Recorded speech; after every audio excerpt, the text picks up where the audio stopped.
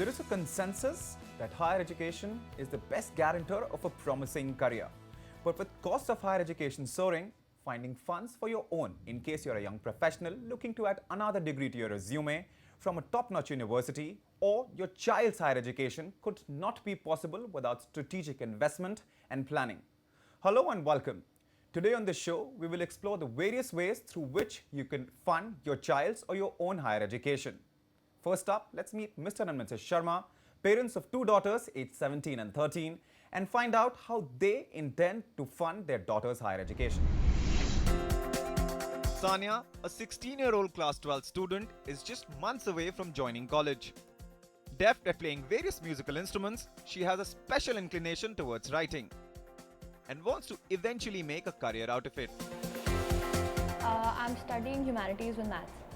I'm in class 12 right now. I've just gotten into class 12. It's just been a few months. I like music, so I play the guitar and I play the drums and things. I read a lot. I'm kind of a bookworm, but mostly I prefer to write.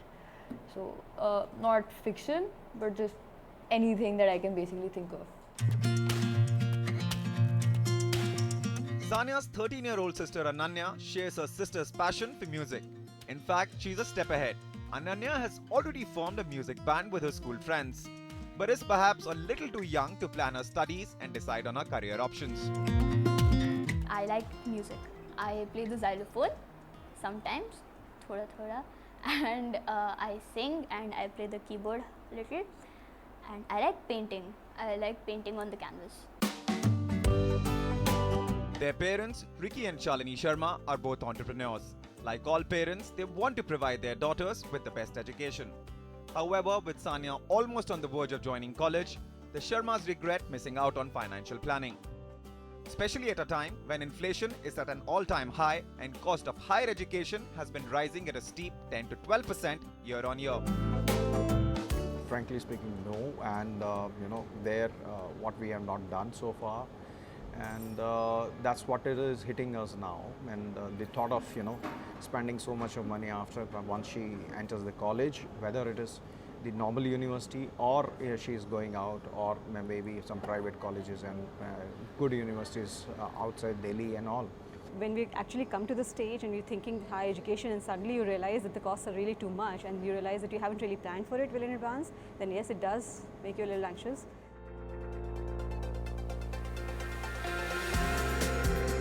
The situation isn't very different from that of other parents. Considering that while earlier generations had it easy as the fee in government institutions was modest, the Sharmas agree that parents should start planning their child's education as early as possible. Idea is, yes, definitely we have not done it as our parents have not done it. So plan. I think it's the moment a child is born, I think you should start thinking about it from that stage itself. I think we're already late because we were kind of happy-go-lucky. We really didn't think that education is going to cost that much because it didn't cost that much when we were studying. So I think, we should start as early as possible and not wait till the nth hour to actually start thinking about it. I think the sooner you plan, the better you can kind of plan it and provide for it. With Sanya just a year away from getting into a college and with less than 5 years for Ananya to step into college, what can the Sharmas piggy bank on as far as financial planning for their daughters is concerned? Here's over to Amit Kukreja, a Delhi-based FPSB or Financial Planning Standards Board India certified financial planner, for some advice. While Indian parents are known to go to any extent to fund their child's education, in many cases it's seen, if statistics are an indication, that often they fail to have a proper financial plan in place for it. I, along with Mr. and Mrs. Sharma, are now joined by Mr. Amit Kukreja, a certified financial planner, FPSB India. So, Mr. and Mrs. Sharma, let's perhaps we should start by talking about Sanya, I guess, and then we will talk about Ananya. Ananya being the younger one. She's 17, and in a year's time, she has to go to college. And while she is going to a college in India, of course, the kind of money which we're talking about here is, of course, in lakhs. I guess roughly 6 to 8 lakhs. Will that be safe to assume? 6 to 8 lakhs. And not much time before they have to come up with that kind of money. And in this context, it's very important to also realize that it's very important to have a plan. Yeah, absolutely. So given that her higher education is just a year away from today, did you earmark anything for her education fund? And did you create any asset that you thought 3-4 years ago that will be something that will help her get the education funds ready? See, frankly speaking, apart from some FDs or the mutual funds, being in real estate business for long, so I've earmarked something for her. It's an apartment of, it's about roughly value, today's value we can say about 50 lakhs, which I thought at that time like it'll be good enough for her higher studies. I think that is the thing I have done so far, and this is the conscious decision we have taken at that time, both of us. So now you can suggest if it'll be good enough for her to take up the further studies. Because real estate assets do have a certain amount of money which can come from those assets when you sell them. But you were talking about the fact that if the need is now, the asset should be liquidated a couple of years before that. That's correct. See, it's very important that anytime you build an asset, that asset can be liquidated easily for the purpose for which you had earmarked that asset. In this situation, her education is of paramount importance, and we need to make sure that the assets are liquidated so that you have the liquidity with you so that you can fund it consecutively for 4 or 5 consecutive years. In this situation, it is a clear-cut case of selling the real estate that you have bought for her, and let's get that liquidity created in the bank and then invest that money so that it grows tax efficiently for next 3 to 4 years, with your option of partially withdrawing the money every year. Because you would be needing 6 to 8 lakhs a year. You don't need the entire corpus. The other corpus can stay invested in a tax efficient mutual funds or tax efficient fixed maturity plans or any other capital market based instrument. Right. And why do we have to liquidate those assets, real estate assets, so many years in advance? Because it's in the cyclical business situation, sometimes these assets, they don't sell when you need them the most. Right. You need to ensure that a good amount of your portfolio is in the liquid asset form. Right. Significant chunk, especially the corpus that is required, is huge. 3 years later, she wants to go for her post-graduation as well, for which, correct me if I'm wrong, Mr. and Mrs. Sharma, that she wants to go to a foreign country. Is that correct? Yeah. So in that case, of course, we're talking about another set of huge amount of money.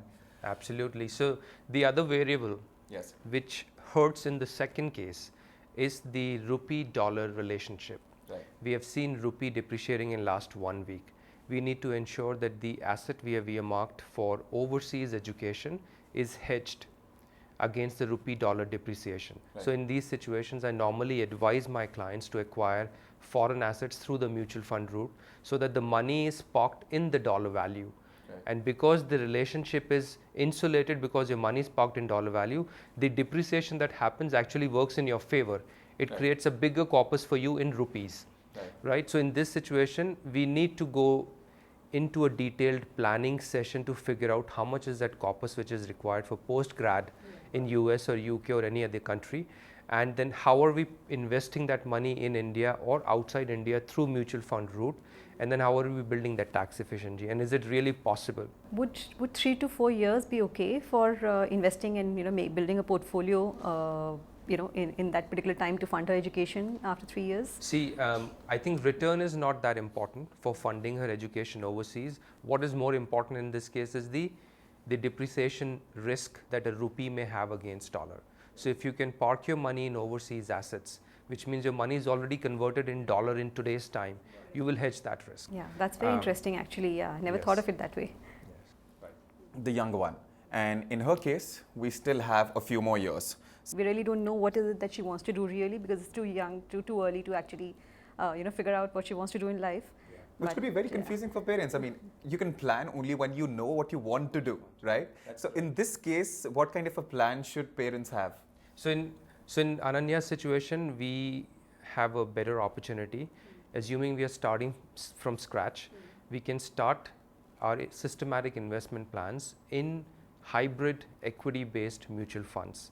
These are not too risky funds. These are very tax efficient, and since you have 5 to 6 years of time frame, at least for the first year of education, this money can go into equity markets. If you're investing about 36 to 37,000 rupees a month in hybrid equity funds, which are growing at the rate of 10%.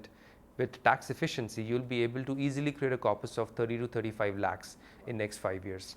Right. But in second case, it is far more in control planning situation compared to the first case, where you are at the mercy of some buyer coming and buying real estate from you. Assets. And in this case, broadly speaking, investing in a risky asset class would not be recommended at all. For the education goals, no. But It's a for strict no-no. goals, yeah. But for goals which are 8 to 9 years away from today, Yes. yes, calculated risk can be taken. Just ensure that you are not buying things on a hearsay. Do the due diligence. Ideally, when should they start investing? I think it's an annual process. As you reassess your health parameters every year, Right. you need to reassess your wealth parameters every year. As per experts, financial planning is the ideal way to find funds for higher education of your child or your own. But what if you haven't? And in case you have, but you need a little extra money? Find out how you can find those funds on the other side of this very short break.